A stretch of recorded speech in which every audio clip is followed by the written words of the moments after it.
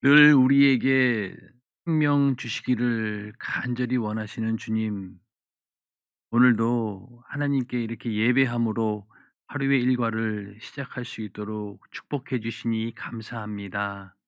오늘 예배하는 모든 이들 그 심령 가운데 또 그 모든 환경 가운데 하나님의 은혜와 사랑과 축복이 넘쳐나기를 간절히 바라고 원합니다. 또한 아버지, 우리가 이제 성탄절을 앞두고 있습니다. 죄로 인해서 영원한 지옥의 형벌을 피할 길이 없는 우리를 구원하기 위해 하나님의 아들이 육신을 입고 이 땅에 오신 그 성탄절을 우리가 정말로 기쁨과 감사와 또 최고의 찬양으로 하나님께 영광 올려드리기를 간절히 바라옵고 오나오니, 우리의 찬양을 받아주시고 또 우리의 모든 예배를 주님 받아 주시옵소서.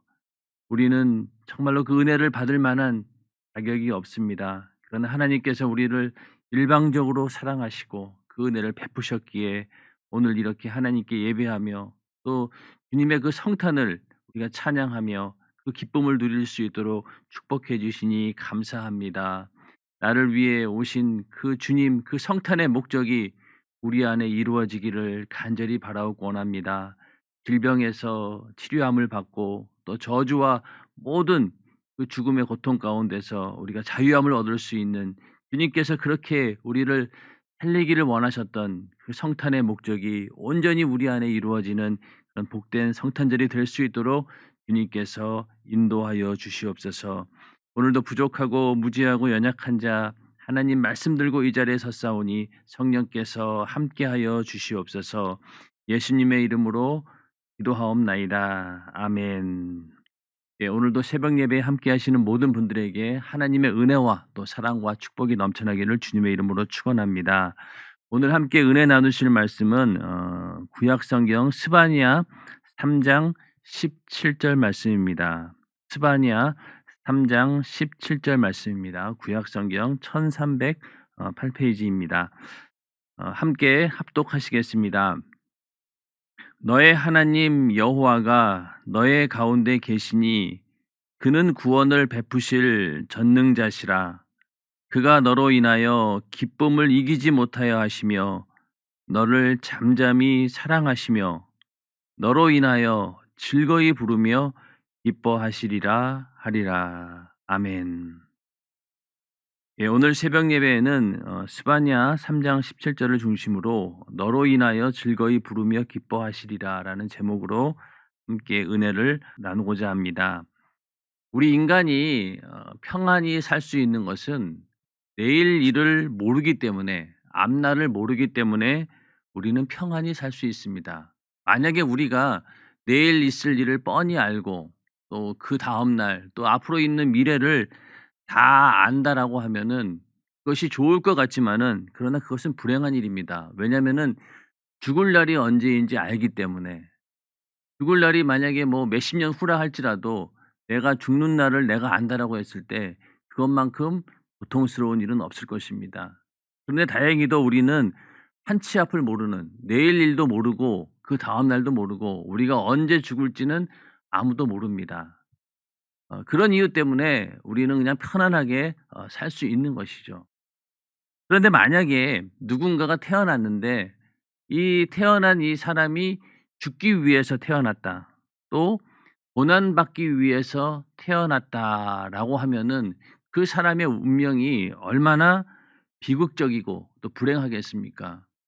우리가 아이가 태어났을 때 모든 사람들이 그 아이를 축복합니다. 태어난 것을 축복하죠. 왜 그럴까요? 그 앞날의 미래를 우리는 알 수는 없지만은, 그러나 그 앞날이 잘 되기를 바란다. 그리고 축복이 넘치기를 바란다. 그런 마음에서 그 아이를 축복해 주는 건데, 만약에 태어나는 목적이 고난당하기 위해서, 죽기 위해서 태어났다라고 하면은 과연 그 탄생이 즐거움의 시간일까? 아니면 그 많은 사람들이 과연 그 시간을 기뻐하며 축복할 수 있겠는가? 그렇지 않다는 거죠. 평탄이라고 하는 것이 무엇입니까? 바로 하나님의 아들이 죄인 된 나를 대신하여 고난당하고 죽기 위해 이 땅에 육신을 입고 오신 하나님의 사건이 바로 예수 그리스도의 성탄입니다. 한마디로 죄 없으신 하나님의 아들이 고의로 고난당하고 죽기 위해 오신 날이 바로 성탄입니다. 그러므로 예수님께서는 태어날 때부터 고난당하기 위해서, 죽기 위해서 그런 고난과 죽음을 이미 예상하고 태어나신 것이죠. 그게 얼마나 그 삶이 시작부터 고난의 연속이었고 십자가에 달려 죽으실 때까지 끊임없이 고난당하시고 또 수많은 질고와 또 어려움을 겪으셨습니다. 예수님보다 아마 더 그런 고난의 삶을 산 사람은 아무도 없었을 것입니다. 그런데 성탄을 놓고 우리가 과연 기쁜 날이다. 근데 기쁘다 구주 오셨네. 또 뭐 예수를 믿지 않는 사람들도 메리 크리스마스라는 말을 많이 쓰잖아요. 메리라고 하는 말이 즐거운, 기쁜 그런 뜻인데 과연 우리가 예수님께서는 죽기 위해서 고난 당하기 위해서 이 땅에 인간의 육신을 입고 오셨는데 과연 그날을 우리가 기뻐할 수 있겠는가? 죽기 위해 오신 고난 당하기 위해 오신 그분만을 놓고 볼 때는 우리는 절대로 기뻐할 수 없습니다. 왜냐면은 우리 인간의 어떤 양심을 가지고 봐도 죽기 위해 오셨는데 그것도 그냥 자기를 위해서 죽는 것이 아니라 나를 위해서 죄로 인해서 영원히 지옥 갈 수밖에 없는 또 저주와 파멸 가운데 살 수밖에 없는 그런 우리 인간을 나를 구원하기 위해서 예수님께서 이 땅에 오셨다라고 하는 것 그리고 오셔서 고난당하고 죽으셨다라고 하는 그 사건 앞에 과연 마냥 기뻐할 수 있냐는 것이죠. 절대로 우리는 인간의 양심이 있다라고 하면은 기뻐할 수가 없습니다. 그럼에도 불구하고 우리는 그냥 성탄절 그러면은 기쁜 날, 또 세상 사람들은 그러한 어떤 아무런 내용도 모르고 그냥 성탄절 그러면은 즐거운 날, 기쁜 날, 육신의 쾌락을 즐기는 날로 오해하고 있다는 것이죠. 그러나 우리가 이렇게 성탄절을 기뻐할 수 있는 이유는 첫 번째 질병과 저주와 죽음 또 영원한 지옥의 형벌에서 내가 자유함을 얻었기 때문입니다.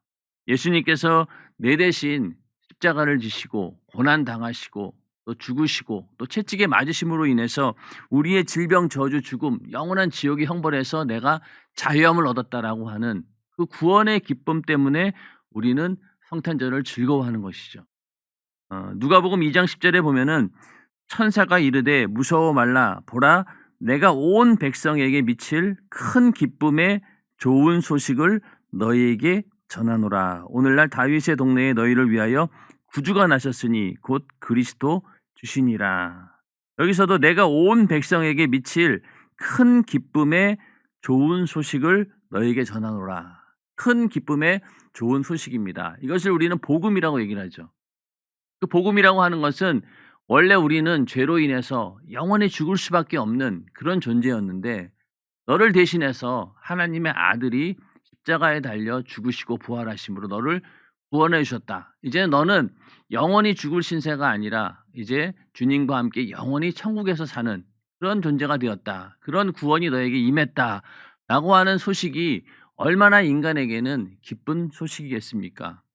우리 육신으로는 그 기쁨의 강도를 모르겠지만은 아마 내 영혼은 그거보다도 더 기쁜 소식은 없을 겁니다. 육신의 때가 끝나고 나면은 그 영혼이 영원한 지옥에서 고통받아야 되는데 그 고통을 면하게 되었다라고 할 때 그 영혼이 기뻐하는 것의 그 정도가 얼마나 대단하겠습니까? 그래서 먼저는 우리가 그런 질병, 저주, 죽음, 영원한 형벌, 지옥에서 자유함을 얻게 되었다라고 하는 사실 때문에 우리는 성탄을 기뻐할 수밖에 없는 것입니다. 또 하나는 하나님께서 우리와 함께 하신다라고 하는 약속이 이루어진 사건이 바로 성탄입니다. 마태복음 1장 23절에 보면은 보라 처녀가 잉태하여 아들을 낳을 것이요 그 이름은 임마누엘이라 하리라 하셨으니 이를 번역한즉 하나님이 우리와 함께 계시다 함이라. 자, 하나님께서 이 땅에 자기 아들을 보내시고 우리를 위해 대신 죽게 하신 그 성탄의 목적이 바로 뭐냐? 하나님께서 우리와 함께 하기 위해서. 이 함께 한다는 말이 언제까지입니까? 영원히 함께 하기 위해서 아들을 이 땅에 보내신 겁니다. 그러므로 성탄의 목적은 우리와 하나님께서 영원히 함께하기 위해서 하나님의 아들을 보내신 것이죠. 물론 그 일을 위해서 우리의 죄의 문제를 해결하신 것도 큰 은혜지만은 그거보다 더 큰 은혜가 바로 뭐냐? 하나님께서 우리와 함께 하신다라고 하는 사실이 더 큰 은혜입니다. 우리가 길을 가다가 물에 빠진 사람이나 어려움에 처한 사람들을 도와줄 수도 있고 그 사람을 물에 빠진 사람을 정말로 구출해 줄 수도 있어요. 꺼내 줄 수도 있습니다. 그렇게 물에서 건져내 가지고 그 사람을 자기의 자녀를 삼든지 아니면 그 사람과 결혼한다? 그런 일이 과연 쉬운 일일까요? 우리가 다른 사람들을 불행해서 구원해 줄 수는 있어요. 인간들도. 그러나 그 사람을 나의 자녀로 삼거나 또 혹은 나의 배우자로 과연 삼을 수 있냐는 거죠. 그건 아무나 할 수 없는 일입니다. 그런데 하나님께서는 우리를 죄와 질병과 저주 가운데서 영원히 죽을 수밖에 없는 그런 존재였는데 우리를 구원해 주셨어요. 그걸로 끝나지 않으시고 우리와 영원히 함께 하실 수 있는 그런 자격을 부여하셨다라고 하는 것이 우리에게는 엄청난 큰 은혜입니다. 우리가 하나님의 자녀가 된 것, 더 나아가서 주님의 신부의 자격까지 이르게 된 것은 그만큼 하나님께서 우리와 함께 하시고자 하는 그 열망이 대단하셨고 그 사랑이 너무나 크셨기 때문에 그것이 가능한 일이죠. 그러나 만약에 하나님께서도 우리를 꼭 그렇게 하지 않고 그냥 물에 빠진 사람 건져내듯이 지옥 갈 영혼 건져내고 "그래 내가 너 구원했다." 이렇게 얘기할 수도 있잖아요. 그러면 우리는 거기에서 구원받은 것만 해도 너무너무 감사한 일이고 하나님 앞에 정말로 엄청난 은혜, 영원히 갚을 수 없는 그런 은혜를 받은 자가 된 것이죠. 그런데 거기에다가 더해서 우리를 하나님의 자녀 삼아 주시고 더 나아가서 우리가 주님의 신부의 자격까지 이룰 수 있다. 이것은 정말로 인간에게 주어진 최고의 축복입니다. 인정하시면 아멘 하시기 바랍니다. 그러므로 우리가 예수를 믿고 내 안에 성령이 임하셨다라고 하면은 그것은 바로 하나님께서 우리와 함께하고 계시다라고 하는 뜻이죠. 그리고 이 함께라고 하는 것이 이 땅에서 육신을 입고 있는 동안 성령께서 우리와 함께 하시다가 우리가 죽은 다음에 영원한 천국으로 부활하는 그때 그 순간부터 또 영원히 우리는 하나님과 함께하는 그런 삶을 살게 된 것입니다. 그러니 예수 그리스도의 성탄으로 인해서 우리는 이렇게 큰 축복을 받았기에 그 성탄을 우리는 기뻐할 수 있다는 거죠. 그건 우리 입장이죠. 그런데 만약에 하나님의 아들이 이 땅에 오셔서 십자가를 지고 죽으셨어요. 근데 만약에 예수님께서 또 하나님께서 그 일을 기뻐하지 않았다라고 하면 어떻게 되겠어요? 그럼 과연 우리가 기뻐할 수 있냐는 거죠. 결과적으로 우리가 그런 은혜를 입어서 내가 죄사함 받아서 영원히 자유함을 얻게 되었고 지옥의 형벌을 피하게 되었습니다. 너무너무 기쁜 일이죠.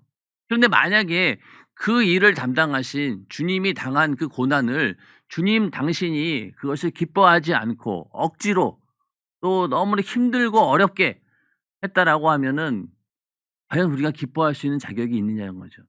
기뻐하지 못합니다. 만약에 누군가 물에 빠진 나를 구원하기 위해 그 사람이 죽었어요. 그럼 내가 살아났다고 해서 기뻐할 수만 있겠습니까? 평생 그 사람의 죽음에 대해서 마음에 짐을 지고 살겠죠. 그런 것처럼 만약에 예수님께서 우리를 살리시려고 하는 그 일을 주님 자신이 기뻐하지 않으셨다라고 하면은 우리도 절대로 기뻐할 수가 없는 겁니다. 그런데 참 너무나 감사하게도 주님께서는 또 그 아들을 보낸 하나님 아버지께서도 그 일을 기뻐하셨다는 거예요. 자, 오늘 읽으신 이 스바냐서를 보면은 그 기쁨이 어느 정도냐? 우리를 보면서 우리가 구원받을 것을 보면서 너로 인하여 즐거이 부르며 기뻐하시리라. 기쁨의 정도가 어느 정도냐면은 막 내 속에서 노래가 막 터져 나오는 기쁨의 노래가 터져 나오는 그런 정도의 기쁨이라는 겁니다. 우리가 자녀를 보면서 어떨 때 자녀가 굉장히 말도 잘 듣고 부모를 기쁘게 할 때가 있지 않습니까? 그러면은 그 자녀를 위해서 막 콧노래가 막 나옵니다. 너무나 사랑스럽고 또 기쁘니까. 그런 것처럼 하나님께서 우리의 구원을 보시면서 이렇게 즐겁게 노래를 부르며 기뻐하셨다는 거예요. 그러나 그 상황을 보면은 도저히 기뻐할 상황은 절대로 아닙니다. 이 겟세마네 동산에서 주님께서 기도합니다. 이 잔을 내게서 넘어가게 하소서. 이게 과연 기쁜 일입니까?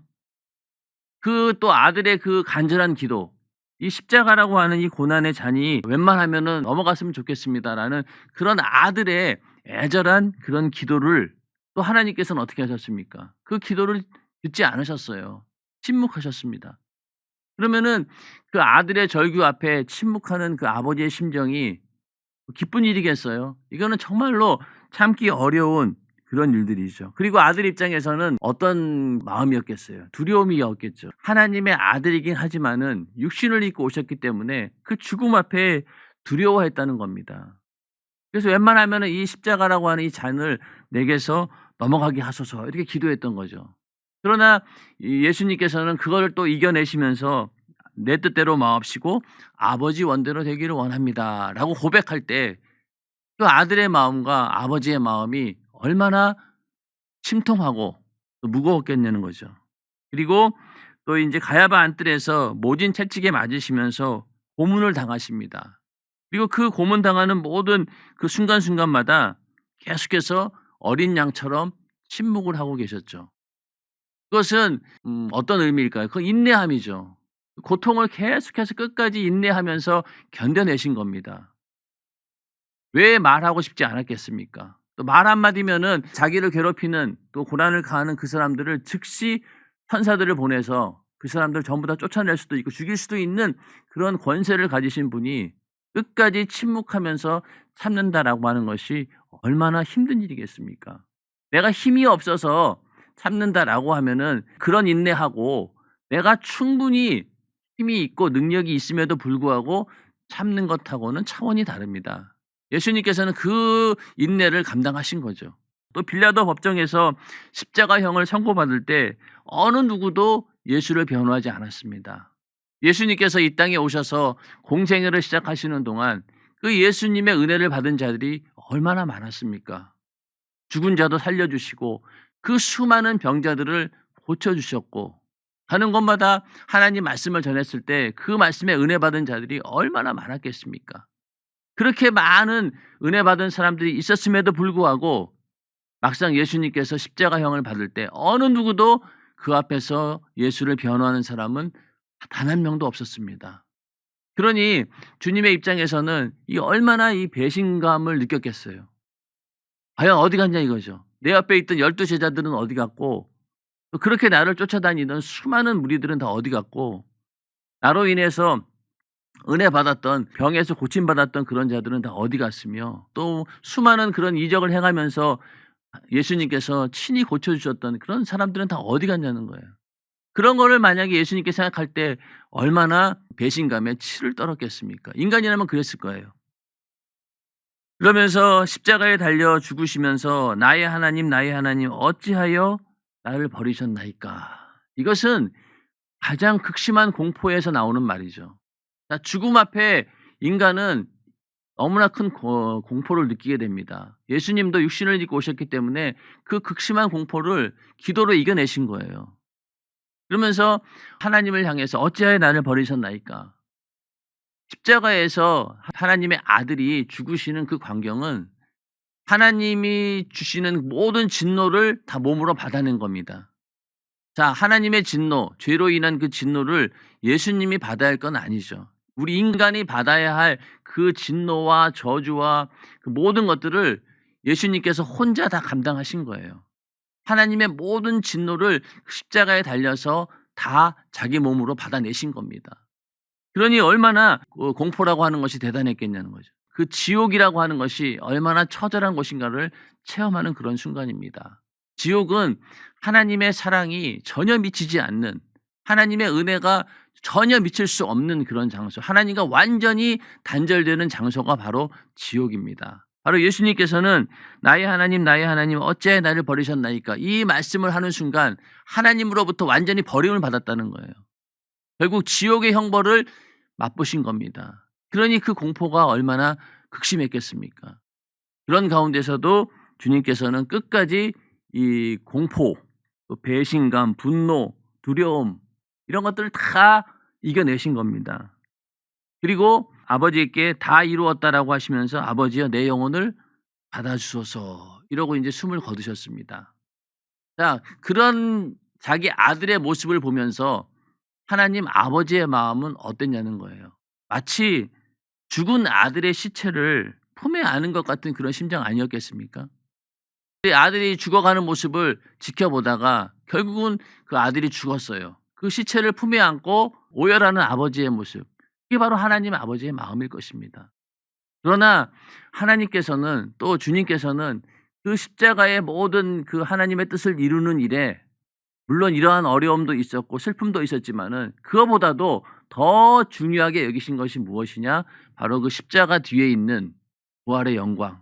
또 그로 인해서 우리 인류가 다 살아날 것이라고 하는 그 구원의 역사 때문에 주님께서는 기뻐하셨던 겁니다. 하나님께서도 아들을 죽이기까지 그 일을 행하셨지만은 그 이후로 벌어지게 될 우리 모든 인간이 구원받게 되고 지옥에서 나와서 영원한 자유를 누리게 되는 그 기쁨이 더 컸기 때문에 그러한 고난을 감당하신 겁니다.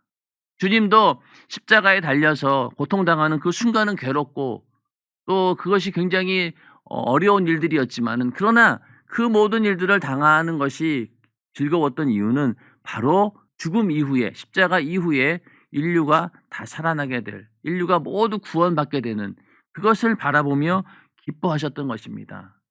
그러므로 십자가는 하나님의 그 희비가 교차하는 그런 곳이죠. 십자가에 달려 고난 당하실 때는 정말로 그 슬픔이 충만했지만은, 그러나 십자가에서 부활하신 그 이후로는 기쁨이 넘쳐나는, 이게 교차하는 그것이 바로 십자가인데, 한마디로 또 얘기해서는 공의와 사랑이 공존하는 곳이죠. 하나님의 공의로 봤을 때는 인간은 다 죽어 마땅한 자들입니다. 누군가 그 인간의 죄값을 대신해서 죽어야 되는 거죠. 인간은 대신 그 죄값을 담당할 능력이 안 되니 하나님의 아들이, 죄가 없는 하나님의 아들이 그 죄짐을 짊어지고 그 죄의 대가를 지불하기 위해서 십자가를 지신 겁니다. 하나님의 공의를 실현하신 것이죠. 죄의 싹은 사망이라고 했기 때문에 하나님, 당신도 당신이 하신 그 말씀 때문에 절대로 그 공의를 벗어날 수 없었습니다. 그렇기 때문에 아들을 죽여서라도 그 공의를 이루어내신 것이죠. 그러면서 동시에 그 십자가에 달려 죽게 하심으로 죄값을 지불하시고 다시 살아나서 부활하심으로 인해서 우리 인간을 구원해 주셨습니다. 자기 아들을 죽여서 우리 인간을 살려내신 거죠. 결국은 이 십자가는 하나님의 공의와 또 하나님의 사랑이 동시에 실현된 그런 곳이 바로 십자가입니다. 그 은혜와 사랑을 받으신 분 아멘 하시기 바랍니다. 우리는 그 은혜와 사랑을 받은 거예요. 그 공의와 공의의 그 심판을 내가 받았어야 되는데 하나님의 아들이 대신 받은 거죠. 우리가 당할 모든 하나님의 진노와 또 하나님의 형벌을 이미 주님께서 대신 담당하셨던 것입니다. 그러므로 우리는 이 십자가를 바라보게 되면은 정말 하나님의 그 은혜 앞에 감사의 차원을 떠나서 도저히 우리는 감당할 수 없는 그런 은혜를 받은 자로서 정말로 그 앞에서 기뻐한다라고 하는 것은 참 어떻게 보면은 송구스러운 일이기도 합니다. 구약시대의 번제단에서 제사를 지낼 때 거기에서 콧노래가 나오고 막 기쁘고 즐거운 일이라고 생각하겠어요? 짐승을 잡아가지고 죽이는데 왜 죽이는 겁니까? 내가 대신 이렇게 죄로 인해서 죽어야 되는데 대신 짐승이 죽는 그런 상황에서 그 짐승을 잡는 그런 제사 드리는 사람 입장에서 콧노래가 나오겠냐는 거예요. 안 나오죠. 오히려 눈물이 나오겠죠. 내가 대신 이렇게 죽어야 되는데, 그 제사의 의미를 아는 사람이라면. 그런 것처럼 우리는 십자가 앞에서 절대로 즐거워할 수가 없습니다. 기뻐할 수가 없어요. 오히려 송구스럽고 나 때문에 저렇게 주님이 죽으셨구나라고 하는 그 사실 때문에 오히려 더 마음이 괴롭죠. 그러나 주님께서 기뻐하셨기에 우리는 그 기쁨을 함께 나눌 수 있는 것입니다. 아까 말씀드린 것처럼 주님께서 그 십자가를 감당하는 일을 기쁘게 감당하셨기 때문에, 십자가 너머에 있는 그 기쁨을 더 크게 보셨기 때문에 그 일로 인해서 우리도 기뻐할 수 있다는 것입니다. 그러므로 오늘 읽으신 이 스바냐서에 나오는 그 말씀처럼 우리의 구원을 바라보시면서 우리를 보면서 노래하며 즐거워하신 그 주님의 모습이 십자가를 통해서 우리는 보여진다는 거죠. 십자가의 전후를 통해서 정말로 하나님께서 또 주님께서 우리를 향해 기뻐하시고 있다라고 하는 그 기쁨의 모습 때문에 우리도 기뻐할 수 있는 것입니다.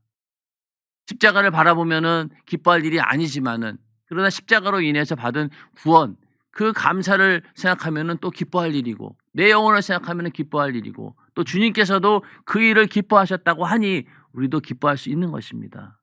그러므로 성탄절 우리가 기쁘다 구주 오셨네 이런 찬양을 할 수 있는 것은 바로 이러한 기쁨이, 주님의 기쁨이 있었기 때문에 우리에게도 그 기쁨이 있다는 것이죠. 성탄절을 맞이하면서 우리 안에 주님의 그 기쁨이 우리 안에도 넘쳐나기를 주님의 이름으로 축원합니다. 그런데 세상 사람들은 아무 이유 없이 그냥 기뻐합니다. 자, 우리가 미친 사람을 보면은 이런 경우가 많죠. 그러니까 웃어야 할 때 울고, 그렇죠? 그리고 울어야 할 때 막 웃습니다. 그러니까 전혀 이 감정 조절이 안 되는 거죠. 그런 사람들을 우리는 미쳤다라고 얘기를 하는데, 만약에 우리가 성탄의 진정한 목적을 모르고 그냥 마냥 기뻐한다라고 하면은 그런 광인이나 다름없습니다. 그렇지 않겠습니까? 아무 이유 없이 그냥 성탄절은 기쁜 날이야라고 알고 있다라고 하면은 우리는 정말로 철없는 사람이고, 이거 어떻게 보면은 미치지 않고는 그런 일을 못 하는 거죠. 그러나 우리가 이 복음을 알게 되고 예수님께서 나를 위해 피 흘려 죽기 위해 오신 날이 성탄절이구나라고 하는 사실을 아는 순간부터 우리는 기쁨의 차원이 달라지는 거죠. 아까 말씀드린 것처럼 마냥 기뻐할 수는 없어요. 그럼에도 불구하고 우리는 기뻐합니다. 왜냐하면 우리 안에 주님께서 함께 하시기 때문에 주님의 마음이 우리 안에 있다는 얘기죠. 그러므로 우리 안에서 다른 사람의 영혼이 살아나는 것을 보고 우리는 즐거워하고 기뻐합니다. 나도 주님의 그 은혜로 살아났고 당신도 살아나야 됩니다라고 복음을 전하고, 또 그 사람이 그 복음을 듣고 구원받는 모습을 볼 때 우리는 한없이 기쁘지 않습니까? 바로 우리 안에 주님이 계시기 때문에. 그런 것처럼 그 주님의 기쁨이 우리 안에 있기 때문에 우리도 기뻐하는 것이죠. 그러한 기쁨을 가진 자들은 성탄절을 대하는 그 기쁨의 차원이 세상 사람들, 또 진정한 성탄의 의미를 모르는 사람들과는 차원이 다르다는 거죠. 예수 믿는 사람들 가운데도 이러한 진정한 예수 그리스도의 은혜와 사랑을 체험하지 못하고 그냥 세상 사람들의 그 분위기에 휩싸여 가지고 그냥 같이 그냥 성탄절을 마냥 기쁜 날로 여기는 그런 사람들이 얼마나 많이 있습니까? 다행히 우리는 정말로 이 성탄의 목적을 올바로 알고 나를 살리기 위해 오신 그 주님을 정말로 우리 안에서 경외하는 마음으로 기뻐할 수 있는 그런 말씀을 듣게 된 것이 우리는 참으로 감사한 일이고, 그것을 알게 된 것이 너무나 감사한 일입니다. 그러나 세상 사람들은 그걸 모르죠. 그냥 무조건 기쁜 날이에요. 지금이야 많이 그래도 우리나라가 부유해지고 또 살기가 넉넉하다 보니까 성탄절 날 그렇다고 해서 뭐 마냥 기뻐하는 그런 사람들이 많이 없어지긴 했어요. 그러나 80년대 90년대만 해도 뭐 365일 가운데 정말 마음 놓고 즐길 수 있는 날이 없다 보니 그 성탄절이 그냥 세상 사람들은 막 즐거웠던 모양이에요. 막 트리도 해놓고 또 그날 막 뭐 외박해도 되는 날로 알고 있고, 뭐 지금도 그렇긴 하지만은, 그러나 하여튼 그때는 성탄절만 되면은 막 모든 사람들이 그날은 무조건 재밌게 보내야 되는 날이고 즐겁게 보내야 하는 날로 알았습니다. 그런데 요즘에는 그 성탄절 분위기에서 어떻습니까? 이제는 그 안에 예수는 완전히 싹 빠져버렸죠. 메리 크리스마스라는 말도 이제는 쓰지 않습니다. 옛날에는 믿지 않는 사람들도 그냥 메리 크리스마스 이렇게 했어요. 그 말이 뭐 뜻이 뭔지는 모르지만 하여튼 그러는데 지금은 사람들이 굉장히 약아져 가지고 이제는 그런 말도 쓰지 않죠. 즐거운 뭐 성탄절이라는 말도 쓰지 않고 그냥 연말에 이제 새해를 맞이하면서 연말을 잘 준비하자 이런 정도의 인사말을 하게 되지 성탄절 자체를 축하하는 그런 말도 하지 않습니다. 그리고 옛날에는 TV 같은 데서도 성탄절 관련된 예수에 관한 영화도 막 해주고, 또 그날만은 최소한 그런 어떤 그 예수에 관한 이야기 막 이런 얘기를 하루 종일 방송하고 그랬는데 지금은 그런 것조차 없지 않습니까? 그만큼 이제는 성탄절을 하나의 즐기는 날을 떠나서 완전히 외면하는 그런 날, 예수를 완전히 빼버리고 성탄 자체가 그냥 하나의 휴일, 그냥 공휴일 정도로 생각하도록 만들어 놓는 것이죠.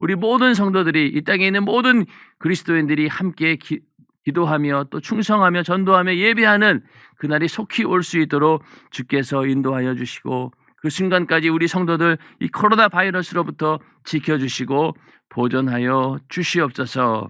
이 시간 두 손 번쩍 드시고 기도하실 때 여러분들의 가정을 위해서, 또 여러분들이 가지고 있는 여러 가지 문제들을 위해서, 또 교회를 위해서, 담임 목사님의 영육간의 강건함을 위해서, 또 이 나라와 민족을 위해서 이 시간 주여 삼창하시고 기도하겠습니다. 주여, 주여, 주여.